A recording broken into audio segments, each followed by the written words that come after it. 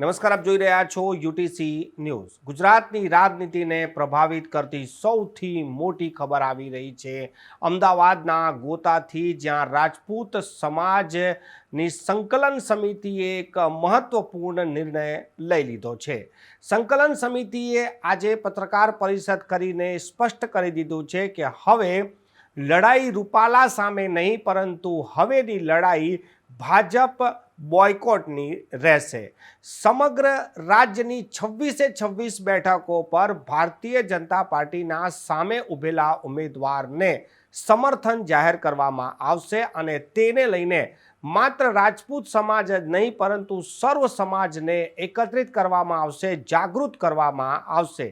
અત્યાર સુધીના ઇતિહાસમાં રાજપૂત સમાજ હર હંમેશ ભારતીય જનતા પાર્ટી સાથે જ રહ્યો છે અને આ વાત તેઓ ખુલ્લામાં કબૂલ પણ કરી ચૂક્યા છે। પરંતુ આ વખતની લોકસભાની ચૂંટણી 2024 પુરુષોત્તમ રૂપાલા રાજકોટના ઉમેદવાર અને એક નિવેદન અને આ જંગ છીડી ગઈ છે।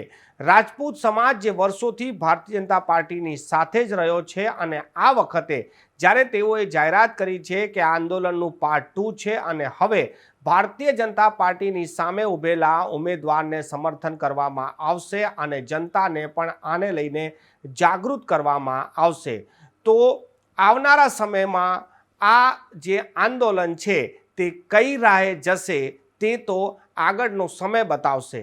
પરંતુ ગુજરાતની રાજનીતિમાં આ ખૂબ મોટા સમાચાર છે। રાજપૂત સમાજની જો વાત કરીએ તો જો આ આંદોલન ગુજરાતમાં છેડાઈ ગયું તો પછી આની અસર ઉત્તર પ્રદેશ, રાજસ્થાન, મધ્યપ્રદેશમાં પણ જોવા મળશે, કારણ કે જ્યાં જ્યાં રાજપૂત સમાજ છે ત્યાં આની અસર જઈ શકે છે।